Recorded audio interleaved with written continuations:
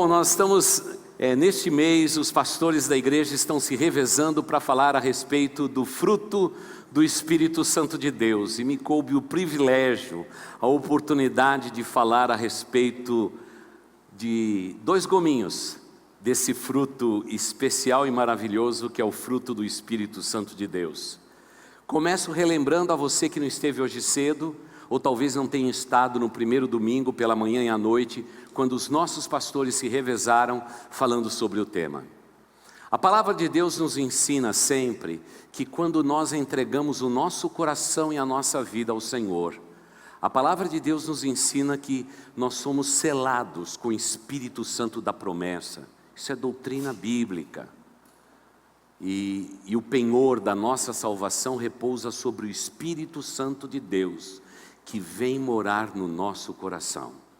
E é por isso que temos que falar de temas tão maravilhosos como este, o fruto do Espírito Santo de Deus. O que o Espírito Santo de Deus realiza dentro de nós.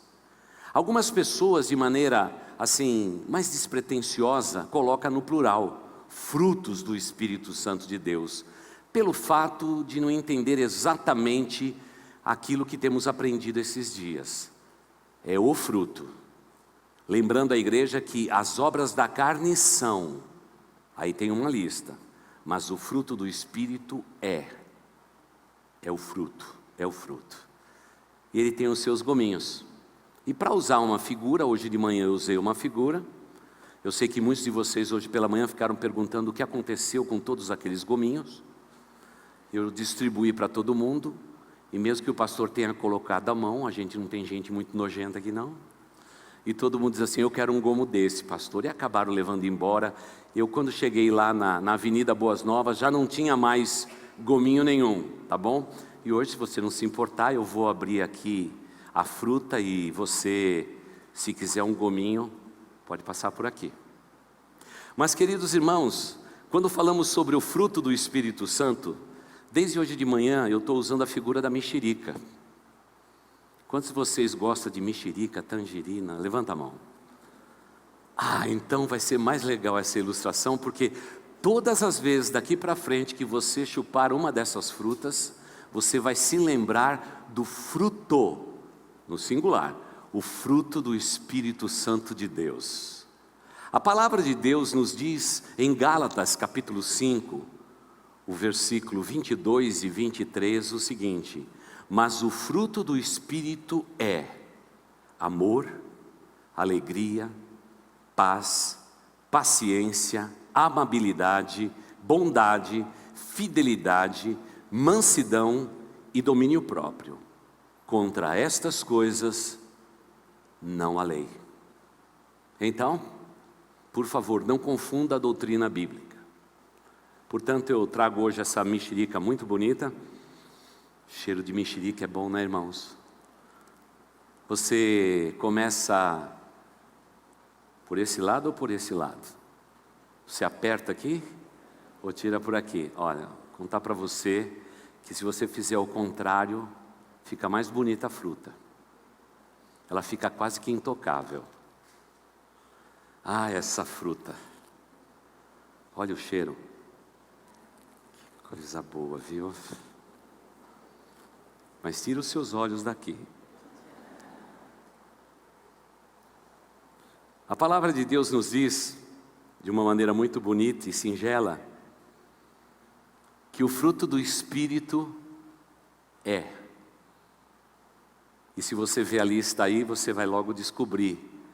O fruto do Espírito é amor. É um fruto só. O Espírito Santo de Deus habita em você para produzir isto em sua vida, de maneira completa. E o objetivo é que você seja semelhante a Jesus Cristo. Para que você seja um dia confundido com Jesus Cristo. Porque todo o fruto do Espírito nós pudemos ver no ministério terreno de Jesus Cristo. Ele era firme, vigoroso, amável, compassivo, cheio de longanimidade. A paz repousava sobre a sua vida, estava tudo impresso nele. E é por isso que Deus não nos deixou órfãos, Ele nos deu do seu Espírito Santo. Meu irmão, minha irmã, você é a habitação do Espírito Santo da promessa. Ele habita em você. Você é tabernáculo de Deus. Você é a habitação do Espírito Santo de Deus. E Ele, dentro de nós, quer produzir o fruto do Espírito. Ah, está o amor ali. Alegria. Não é? E a gente poderia fazer assim, né? Alegria. Como a gente ensina os netos a chupar mexerica. Aí eu não vou fazer os outros gestos porque vocês vão rir demais. A paz é outro gominho. A paciência. Nós vamos falar hoje de paciência. Quantos de vocês são pacientes? Não, vamos fazer a pergunta ao contrário. Quantos de vocês são impacientes? Vai, pecador, confessa e chora. Levanta a tua mão. Ó, não mente, hein? Não é fácil não, pode abaixar, viu? Tem uns que quer estar quase pulando com a mão. Pastor, sou muito impaciente, eu não tenho paciência para nada. Isso é humano, isso é verdadeiro. Mas o Espírito Santo dentro de você vai produzir realmente a paciência, a amabilidade, bondade, fidelidade, mansidão, e essa deu certo, domínio próprio. Ficou perfeito. Hoje de manhã sobrou um gomo, eu ia comer, mas aí era muito ofensivo para vocês. Mas quando o Espírito Santo de Deus foi nos dado, nós temos que entender que essa palavra, paciência ou longanimidade, uma palavra um pouco maior, em algumas versões da Bíblia, que significa paciência.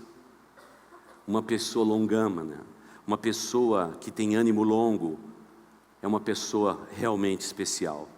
É uma pessoa que já pelo seu estilo de vida, pela segurança que possui, não baseada nela mesma, mas pela presença doce do Espírito dentro dela, esse grau de ponderação já torna esta pessoa diferente de todas as outras no mundo em que vivemos. Porque no mundo em que vivemos, nessa cultura líquida que nós estamos vivendo, as pessoas são completamente impacientes, irmãos. Tanto é impaciência, querida igreja, que tem gente agora que não vê a hora de terminar esse culto para ir embora. Tem gente que a gente diz assim, vamos terminar esse culto, fique em pé, as mulheres já começam a abrir a bolsa, passar batom.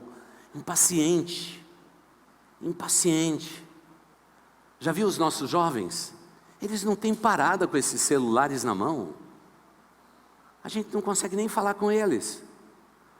Parece que os olhos das pessoas hoje não se encontram mais conosco. Nós queremos encher o nosso coração de informação. Estamos impacientes e vivemos uma época desse modo, e é por isso que os estresses da vida e toda a ansiedade que permeia a sociedade é tão viva também no nosso meio, no seio da igreja. E por favor, não entenda como sendo uma pessoa calma, uma pessoa paciente. Porque é claro que dependendo do temperamento, a pessoa pode ter um aspecto exterior de paciência, mas por dentro é uma pessoa impaciente, irritadiça, uma pessoa que tem que fazer várias coisas ao mesmo tempo. E talvez para a sua vida a paciência seja um desafio. Talvez fazendo perguntas a gente consiga resolver um pouco melhor essa questão. Se alguém me perguntasse como ser paciente num tempo como o de hoje, nós precisamos aprender com a Bíblia. Paciência na Bíblia só pode ser desenvolvida, em primeiro lugar, quando você aprender a controlar esse sentimento que normalmente é confundido com ansiedade e preocupação. Temos que ser pessoas que estejam controlando a nossa vida. Nós temos que controlar a impaciência. Normalmente fazemos isso na vida das crianças. Você quer ver um exemplo? Aniversário de criança. Coloque um presente na sala e diz, olha, no dia do seu aniversário, você vai ganhar este presente. Aí de uma maneira muito simples, você vai logo perceber o que significa impaciência. A criança vai negociando com você até você não aguentar mais e você abrir o presente 5 dias antes. Mas, irmãos, parece que gente grande como cada um de nós também somos assim. Diante da expectação da vida, do desafio da vida, parece que a gente não consegue controlar a nossa paciência, que é fruto do Espírito Santo de Deus. É um gominho, é um aspecto importante da presença doce do Espírito Santo de Deus na nossa vida. E para gente adulta, com carteira de habilitação, São Paulo é um lugar onde que a gente aprende sobre paciência. Você tem 2 possibilidades: de ficar nervoso, irritado, gritar até com o marronzinho que está no meio da rua, ou você pode aproveitar esse momento para dizer: Senhor, já entendi, o Senhor quer desenvolver na minha vida paciência. Você já viu quando o marido diz para a mulher assim, e é simples essa frase, né? Meu amor, você não entendeu direito. Aí você testa uma mulher. Você não entendeu direito, elas na cabeça delas dizem assim: ele está me diminuindo. Ele está dizendo que o meu raciocínio é lento. Ele está dizendo, não, ele não está dizendo nada, irmão. Ele só está falando que você não entendeu. Mas daqui a pouco tem uma briga dentro de casa, fruto do quê? De impaciência. Impaciência não está só no trânsito, está em todo lugar. Na igreja também, as pessoas são impacientes. Já viu crente em fila? Ah, Deus ensina tanta coisa nas filas. É uma bênção. Quarta-feira nós estávamos aqui, nas 7 semanas de jejum e oração. Se você não veio, venha. Quarta-feira, tá bom? 20 horas. Então tinha as máquinas de chá e café, e uma fila se formou. E alguém já logo disse para mim: pastor, vem aqui do meu lado e veja se eu não estou certo. Eu escolhi essa fila, e a fila não anda. Aí eu comecei a perceber que os irmãos iam para lá, pulei para essa fila aqui. E agora essa fila está parada. Pastor, vem comigo, só para dizer que não é alguma coisa da minha cabeça. Eu falei: essa é muito boa para eu usar domingo à noite. A gente até acha que o diabo está conspirando contra a nossa vida nas filas de supermercado, colocando o crente na fila mais longa. Ah, mas quem sabe nas entrelinhas, Deus está preocupado, sabe com o quê? Com o gominho da tua vida. Para que você desenvolva paciência, para que você seja parecido com Jesus. A palavra de Deus diz no texto bíblico que nós fomos, Deus quer nos conformar, fazer conforme a imagem do seu Filho Jesus Cristo. Esses aspectos tão lindos da vida de Jesus Cristo é inacreditável. Pense comigo por um instante. Eu e você não temos o poder da onisciência, mas Jesus tinha. Você imagina, Jesus andando sobre a face da terra. Aí ele chega em Betânia. Na porta da cidade, ele vê um religioso. O religioso já está do lado de lá, olhando para Jesus e dizendo: falso, impostor. Pensando lá na mente: falso, impostor, falso Messias. Você cura em nome de Belzebu, em Satanás. E Jesus, pela sua onisciência, lia o pensamento de todos. Eu fico imaginando se a gente tivesse esse privilégio, né, irmãos? Ia chegando para mim a Betânia, e de repente tivesse ali alguém pensando mal de mim. Eu já ia chegando com toda a minha paciência. Não quero saber de gominho. Eu já ia chegando e dizia assim: que foi, meu amigo? O que você está invocando comigo? Por que você não gostou do meu topete? Seria legal. Mas veja como Jesus Cristo, na sua divindade, Ele foi perfeito. E se não bastasse os homens com seus pensamentos, se não bastasse também os religiosos com seus pensamentos, a Bíblia nos declara que Satanás andava e cirandava ao redor do ministério de Jesus Cristo. Você já pode imaginar Jesus andando pela terra e vendo aqueles homens sendo incitados por Satanás, Satanás usando aquelas pessoas como presa em suas mãos?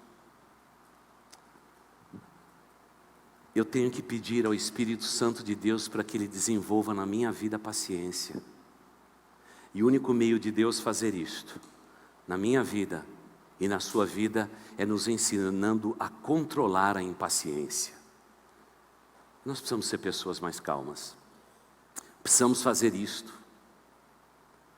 E é interessante, talvez alguém diz assim: pastor, como a gente controla? Um amigo meu escreveu um texto maravilhoso falando sobre a paciência. E ele diz assim: evite confusão na sua vida. Evite atritos na sua vida. Porque a maioria dos nossos atritos deixa a nossa vida cheia de impaciências. Evite atritos, evite confusão. Diz o texto sagrado: ora, é necessário que o servo do Senhor não viva a contender, e sim, deve ser brando para com todos, apto para instruir, paciente. É o que nos diz 2 Timóteo 2,24. Na instrução, ele está dizendo que é necessário que o servo do Senhor não esteja contendendo com os outros, mas que ele possa ser brando para com todos, amoroso com todas as pessoas, e que jamais abra mão da paciência, porque a paciência, ela é muito preciosa. Ele escreve também no seu texto, naquele texto tão lindo, escrito tantos anos atrás, que para controlarmos a paciência nós devemos buscar a sabedoria do alto. Por isso, querida igreja, leia cada dia da semana, nos seus 20 e poucos dias, nos seus 30 dias, nos seus 31 dias, leia um capítulo de Provérbios por dia. Você vai desenvolver paciência, porque é esse texto de Provérbio que diz: o longâmino é grande em entendimento, mas o de ânimo precipitado exalta a loucura. Provérbios 14, versículo 29. Querida igreja, nós precisamos evitar atritos e confusões para vivermos uma vida baseada na paciência e na longanimidade. Mas precisamos buscar sabedoria que vem do alto. Há muitos anos atrás, quem sabe da minha idade ou perto da minha idade, fez aquele curso Conflitos da Vida. E naquele livro, aquele americano passou pelo Brasil anos, ensinando o povo brasileiro, através do curso Conflitos da Vida, a entender o princípio da sabedoria. E o princípio dele era este: sabedoria é enxergar as nossas vidas do ponto de vista de Deus. Isso é sabedoria, enxergar a nossa vida do ponto de vista de Deus. Provérbios nos ajuda a enxergarmos a nossa vida do ponto de vista de Deus.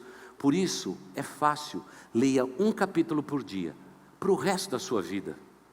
E você vai realmente redescobrir o sentimento do que é esse gominho chamado paciência, porque todos nós temos que buscar sabedoria, irmãos. Eu me lembro um tempo em que eu fui procurado em aconselhamento. Eu fui procurado em aconselhamento por uma pessoa e ela estava muito brava. Já aconteceu 2 ou 3 vezes no meu ministério. Essa questão de casamento e recasamento, em que a gente tem que assumir os filhos uns dos outros, isso tem acontecido nos dias atuais. E eu me lembro claramente que uma dessas senhoras, muitos anos atrás, me procurou e disse assim: pastor, eu quero dizer que eu tenho lido muito a Bíblia e eu cheguei à conclusão seguinte: eu me casei e ganhei, além do meu marido, eu ganhei também um filho que ele tem. Esse filho adolescente está dando muito trabalho. E eu estava lendo a Bíblia outro dia e lá eu vi o momento em que Abraão e Sara chegaram à conclusão de repudiar o filho e mandar Ismael longe de casa. Pastor, eu quero saber se biblicamente eu posso mandar o menino embora de casa, porque eu não estou aguentando. Então aí nesse momento do aconselhamento é que Deus enche a cabeça da gente de sabedoria. E aí eu fui no texto que ela me deu. Eu falei: pois é, Abraão e Sara de fato fizeram isto. E até hoje, Israel não tem sossego. Estão sempre brigando por um monte de areia. E a espada nunca saiu de Israel. É isso que a senhora quer na sua vida? A espada? E ela disse assim: obrigado, pastor. Já entendi. Já entendi. Nós temos que olhar a nossa vida do ponto de vista de Deus, porque a maioria das decisões que nós temos tomado na nossa vida exclui paciência. Exclui. E todas as decisões que a gente toma em momento de crise não serve para nada, só para atrapalhar a nossa vida. Por isso que tem muita gente que diz assim: pastor, eu estou vivendo uma crise, eu preciso tomar uma decisão. Eu falo assim: vai para casa, não tome uma decisão nenhuma e a gente volta a conversar daqui 15 dias. Porque todas as decisões tomadas debaixo de pressão não são boas. Tome cuidado na sua vida. Porque Deus quer nos desenvolver de tal maneira pelo seu Espírito, para que a gente possa, com longanimidade e grande entendimento, nós vamos viver a nossa vida. Porque o precipitado, ele na verdade, algumas versões dizem assim, ele exala loucura. Outros dizem exalta loucura. Outros dizem se aferra à loucura. São as expressões bíblicas usadas. Se você perguntar para mim, como eu posso realmente desenvolver, como controlar a minha impaciência? Em terceiro lugar, suporte as diferenças. Irmãos, não existe ninguém igual nesse mundo. Todos nós somos pessoas diferentes. Nós temos que aprender a conviver e suportar as diferenças. Efésios 4:2 diz assim: com toda humildade e mansidão, com longanimidade, suportando-vos uns aos outros em amor. É o que nos diz Efésios 4:2. O que é que Deus está dizendo aí?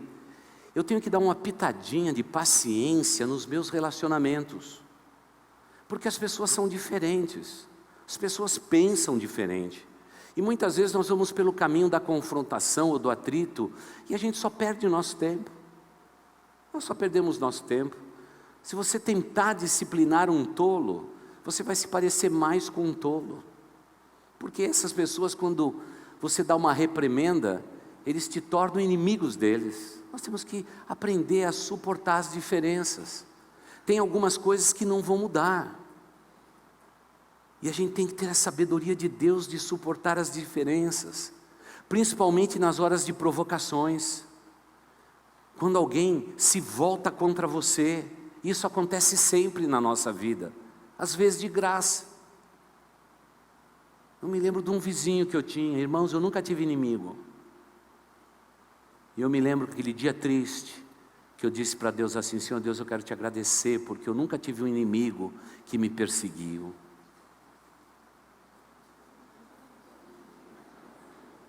Ah, meu Deus. Passou uns 15, 20 dias, talvez nem um mês não deu. Eu ganhei um inimigo. Era Deus me testando. Mas sabe como a gente vence? A gente vence amando. aprendendo com todas as circunstâncias da vida.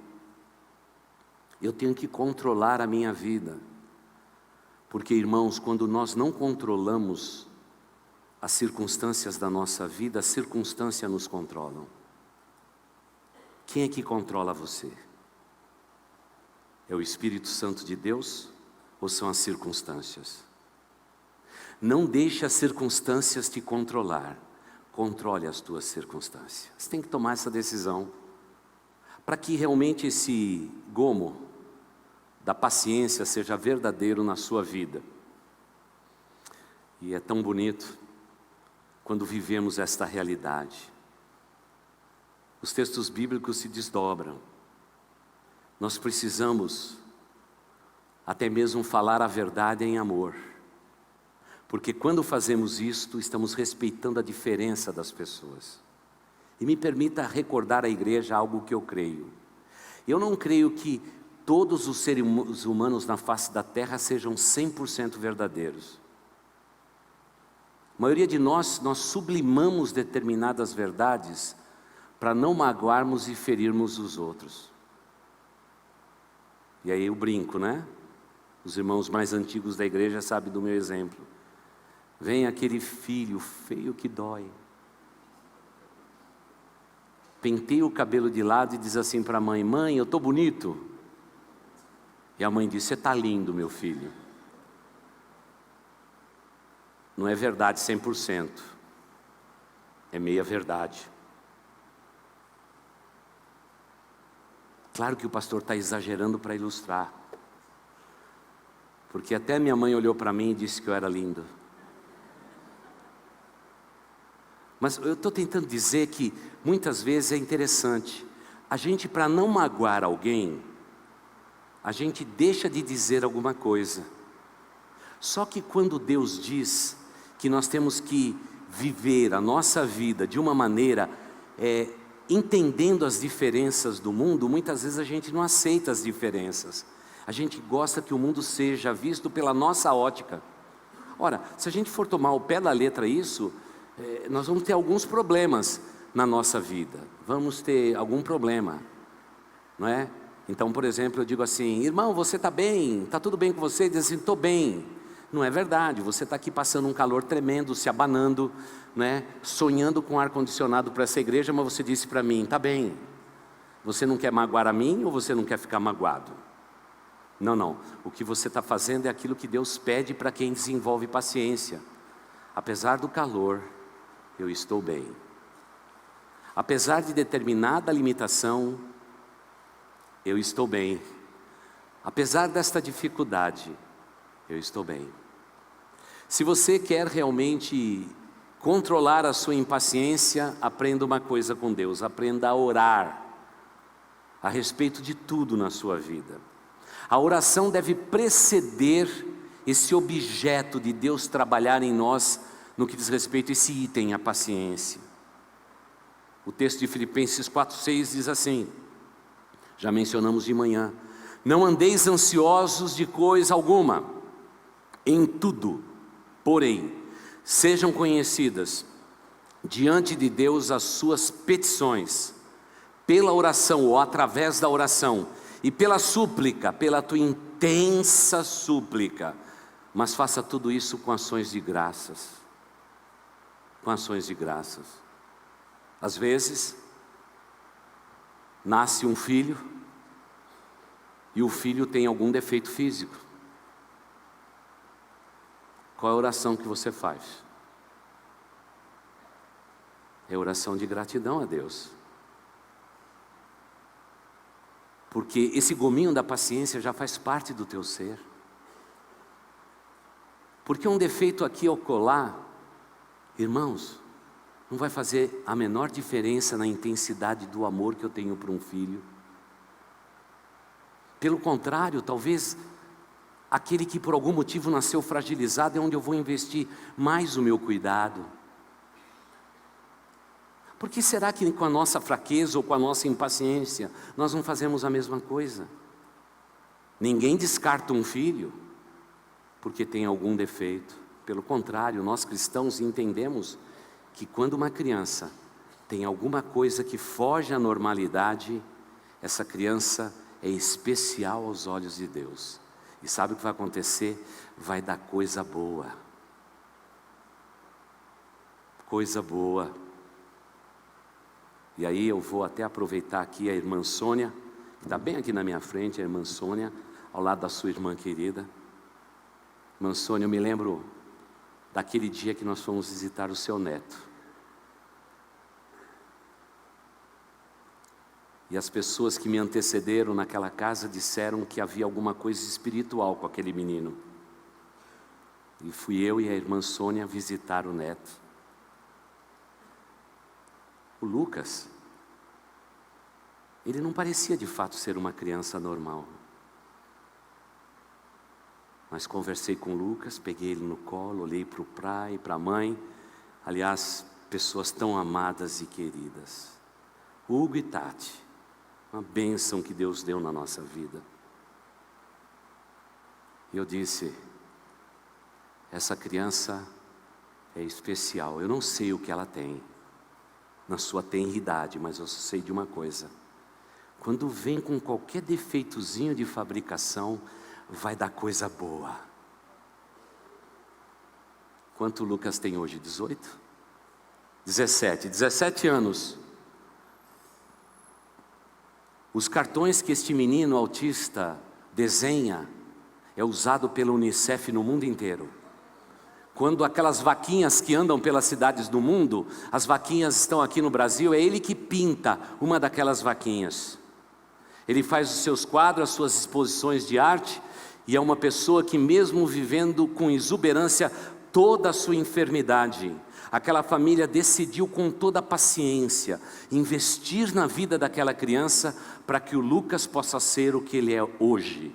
Um menino que senta ao nosso lado, conversa conosco, e a gente se alegra na vida do Lucas. E cada vez que pela rede social eu vejo uma vitória dele, eu volto no passado e digo: Senhor Deus, Tu és um Deus grande, um Deus que até mesmo quando as coisas fogem ao nosso controle, o Senhor nos disciplina através da paciência, para que possamos abençoar o mundo inteiro, porque esta é a vontade do Pai. Quantas orações, irmãos, nós não fizemos pelo Lucas? Quantas vezes a Tati, que foi minha secretária, dizia: pastor, mas eu acho que meu filho é tão frágil, como ele vai para a escola? E quantas vezes eu tinha que começar o dia orando pela Tati. Eu falei: Tati, Deus não faz nada errado, Deus faz tudo perfeito ao seu tempo. E a gente orava a Deus e agradecia pela vida dele. E hoje a vitória está aí. Como eu tenho orgulho do Lucas, porque eu sempre soube que quando alguém vem com um defeitozinho de fabricação, se receber pais que trabalham em amor, são pacientes e oram ao Deus eterno, sai coisa boa. Os testemunhos estão na nossa igreja em todo lugar, e a gente glorifica a Deus, porque Deus nos ensina a celebrarmos e suportarmos a diferença através da oração. A oração é um remédio para a paciência. E aí eu quero fazer uma pequena abertura, dizendo o seguinte: a maioria das pessoas impacientes que eu encontro são pessoas que oram pouco. Quantas vezes é a mulher que chega e diz assim: pastor, fala com meu marido está tão nervoso, está tão agitado. Ai pastor, esse homem não para, de falar, ele sempre tem que estar fazendo alguma coisa. Quando a gente quer sossegar, ele não sossega, pastor. Pastor, eu vim aqui como último recurso, dá um jeito nesse homem. E aí eu fico pensando, né? Vamos colocar na câmara de gás, morre de uma vez, já está salvo mesmo, vai para o céu. Aí eu seria impaciente. Está resolvido, né, irmão? Porque está salvo, né? Aí eu faço a pergunta-chave para todos os agitadinhos de carteirinha. E aí eu quero falar com as esposas: você tem um agitadinho de carteirinha? Vou ensinar um segredo para vocês. Ensina teu marido a orar. Porque quanto mais orar, ele vai aprender sobre a paciência. Nós tivemos recentemente a vigília de oração. Na hora do intervalo, alguém me perguntou o seguinte: pastor, qual é o período ideal de oração que o pastor recomenda para uma pessoa? Eu disse: irmãos, eu acho que toda pessoa deve orar todo dia 30, 40 minutos. A gente tem que acordar mais cedo, antes que todo mundo fique no agito e o mundo se agita. Nós temos que acalmar nossa alma e orar 30, 40 minutos. Isso faz um bem muito grande. Quando chegou no final da reunião, esse irmão muito simpático, carinhoso, disse: pastor, sabe o que eu descobri na vigília de oração? Depois de 3 minutos eu não tenho mais assunto com Deus. E eu agradeço a Deus por pessoas sinceras, viu, irmãos? Porque tem muita gente que diz assim: esse é um irmão de oração, ora 2,5 minutos por dia.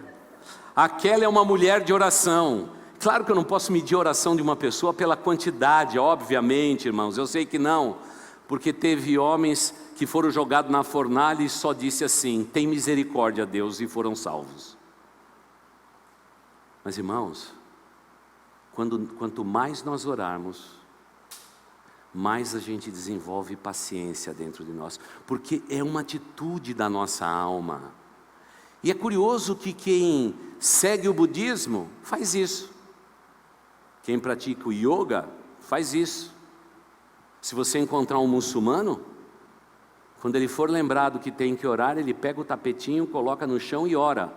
Mas cadê os cristãos? Não, cristão é diferente, é em espírito e em verdade. Eles estão dizendo assim: pastor, a gente ora em espírito e em verdade. Aí virou um espiritismo, né, irmãos? Com todo respeito. Eu estou orando em espírito e em verdade. É claro que tem orações que são longas. Eu conheço irmãos aqui na igreja que começam orando hoje e termina amanhã. E no meio do caminho dorme. É uma oração longa. Mas, querida igreja, a oração é definitiva para que a gente desenvolva a paciência. Então quero perguntar para você: como que anda o gomo da paciência? É fruto do Espírito. Você não pode negar a obra de Deus na sua vida. Depois de terminarmos o mês 100%, estamos agora com o fruto do Espírito. E hoje chegamos à paciência. Agora é claro, nós temos que aprender a ser paciente. Isso é uma atitude. Eu, por natureza, sempre fui muito agitado, viu, irmãos? Eu me lembro quando minha esposa se casou comigo, ela disse assim: eu acho que eu sou uma voltagem 110, você deve ser 440 volts. E é interessante como os opostos se atraem, né, irmãos? E tem muita gente que quando vê os opostos se atraindo diz: eu acho que Deus errou no meu casamento. Não, acertou em cheio. Minha irmã pode ter certeza, esse gorila que está do teu lado é expressão do amor de Deus pela tua vida. Gorila, essa princesa que está do teu lado, é expressão do amor de Deus. Mas pastor, nós somos diferentes. É dentro do casamento que a gente exerce a paciência. Eu já comecei a entender o que Deus fez. Deus tem um senso de humor incrível. Ele deu para mim uma pessoa que é o oposto. E pior de tudo, que eu sou oposto para ela. E aí deu coisa boa, que nós estamos aprendendo um com o outro. Eu me lembro daquele inverno, depois que nós nos casamos romanticamente. Aquela madrugada fria, que só Deus podia ter criado. Eu estava debaixo do acolchoado e louvando a Deus pelo acolchoado e pela minha esposa estar ali do lado, porque estava ficando quentinho, gostoso. E aí eu ouço uma voz. Não era a voz de Deus, era a voz da minha esposa mesmo. É porque tudo que diz pastor, todo mundo diz: vai acontecer um negócio sobrenatural. Não, tudo é natural com a gente. E ela disse para mim: meu amor, eu estou com sede. Ah, irmão, com todo o meu ser, com tudo que sou, deu vontade de dizer para ela: meu amor, o filtro está lá, levanta, toma a tua cama e anda em nome de Jesus. Você não está aleijada, mulher? Vai lá. E aí ela acrescentou uma palavra que eu nunca mais vou esquecer. Eu gosto sempre de tomar água enquanto eu durmo. Eu pensei comigo, nunca conversei a respeito disso com a minha sogra e com o meu sogro. Esses costumes noturnos. Aí confesso para os irmãos que eu saí com toda a energia daquela cama. E dizendo para o próprio Deus: Senhor Deus, eu preciso comprar um pijama longo, só para ir buscar água, porque ô casa fria que o Senhor me deu. Essa igreja podia ter achado uma casa aquecida, para eu poder ir até lá e voltar. E peguei a água, coloquei do lado dela. E aí ela pegou o copo d'água. Foi lindo aquilo. Irmãos, ela deu um biquinho assim, ó.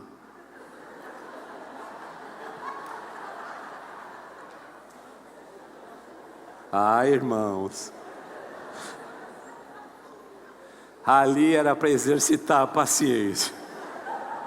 Eu estava com vontade de afogar aquela mulher. Toma tudo uma vez, meu amor, porque o sacrifício foi imenso. Mas o que eu não sabia é que na madrugada da casa de um pastor agitado, Deus está trabalhando e dizendo: filho meu, a igreja de Jesus vai te dar tanto trabalho, e você vai ter que ser paciente, porque senão você vai estragar todo o meu plano. Sabe onde eu aprendi paciência? Na minha casa. Na minha casa. Porque eu descobri uma lição doce. Quando amamos pessoas e amamos nós mesmos, é através do amor que eu aprendo a ser paciente. O amor é paciente, disse o apóstolo Paulo. O amor é benigno. O amor não arde em ciúmes. O amor não se ufana, não se ensoberbece. E aí, passado todos esses anos, meus filhos já sabem.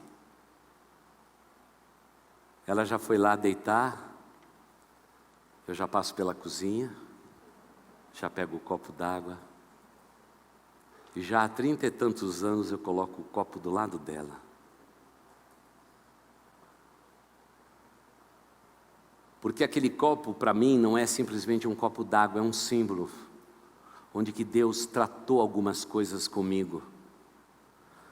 Porque até então, o gominho da paciência não fazia parte do fruto do Espírito Santo de Deus na minha vida.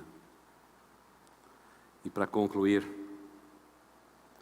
nós temos que aprender a aceitar a correção na nossa vida. Ah, como precisamos disso.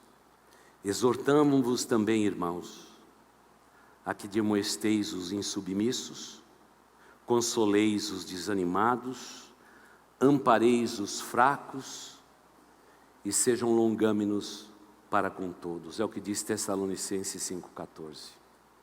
Deus quer desenvolver isso na vida da gente. E como já disse, Ele começa em casa.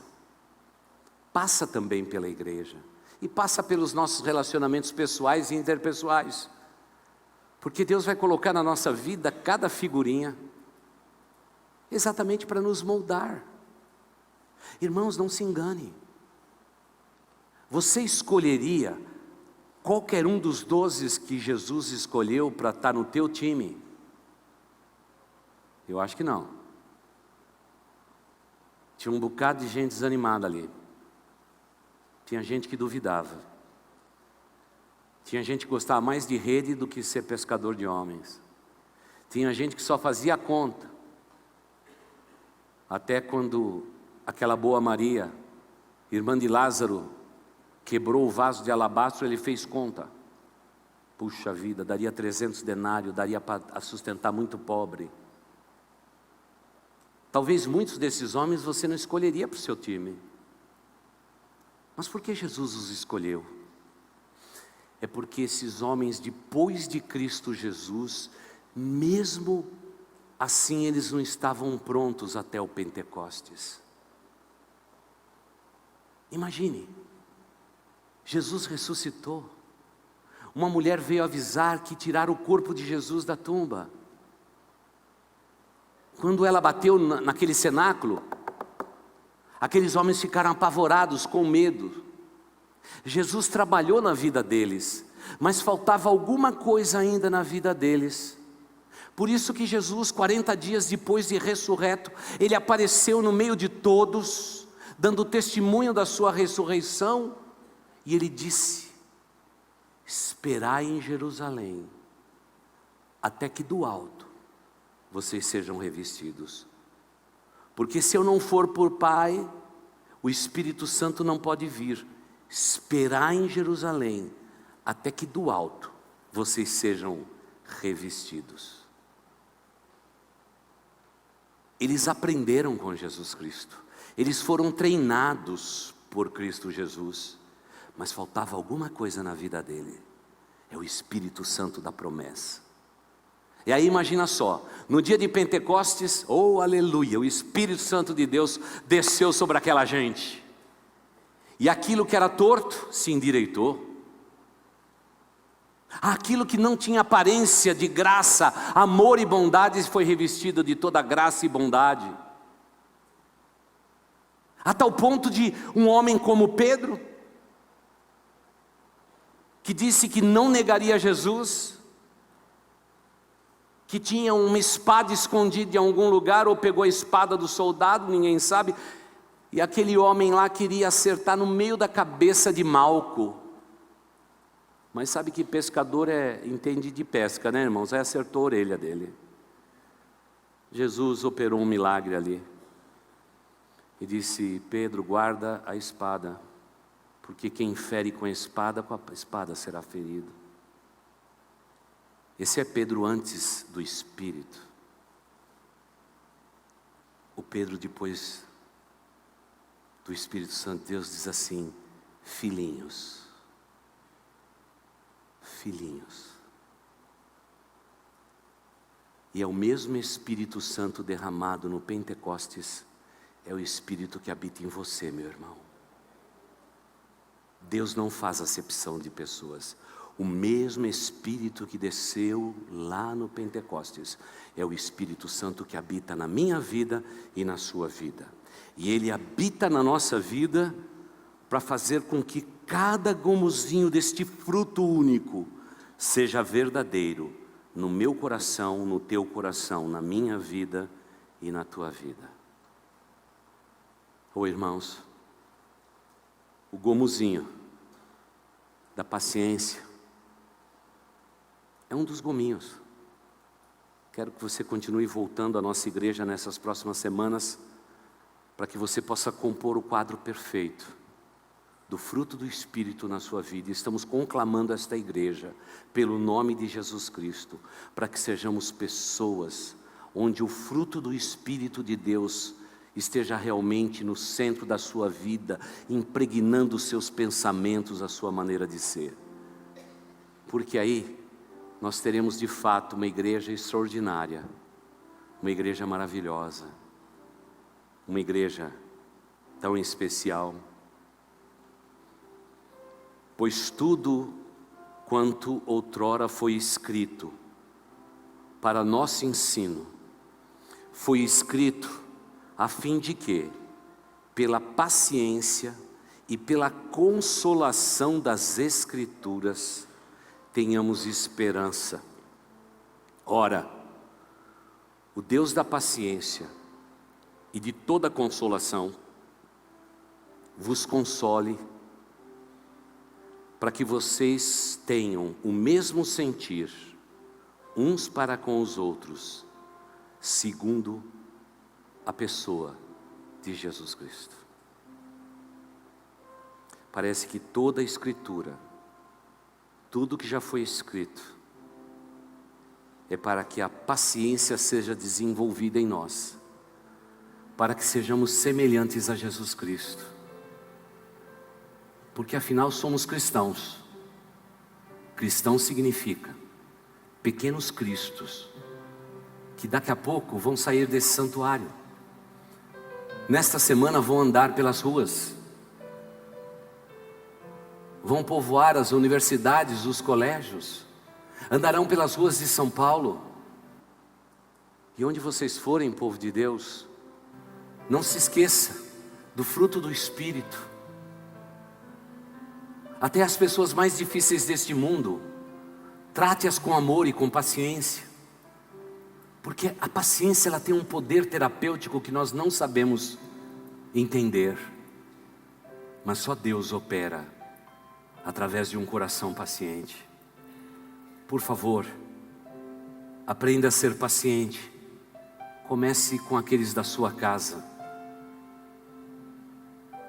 Teu filho está um pouco rebelde? Fique tranquilo. Aquela menina foi consagrada a Deus no altar de Deus. Fica tranquilo. Ele vai voltar. Seja paciente. Continue tratando o seu filho com toda a paciência, apesar de tudo. Porque aquele que é paciente é como o herói da guerra. E o homem que domina o seu espírito, ele tem o poder de alcançar e ganhar uma cidade inteira. É o que nos diz Provérbios 16:32. Nós não precisamos de valentes, nós precisamos de heróis da paciência para abençoar o mundo em que vivemos. E que Deus levante nesta igreja e nesta congregação heróis e heroínas da paciência, para que a face de Cristo seja notada sem palavras nenhuma, mas pelo testemunho vigoroso da sua vida preciosa. Meu irmão, minha irmã,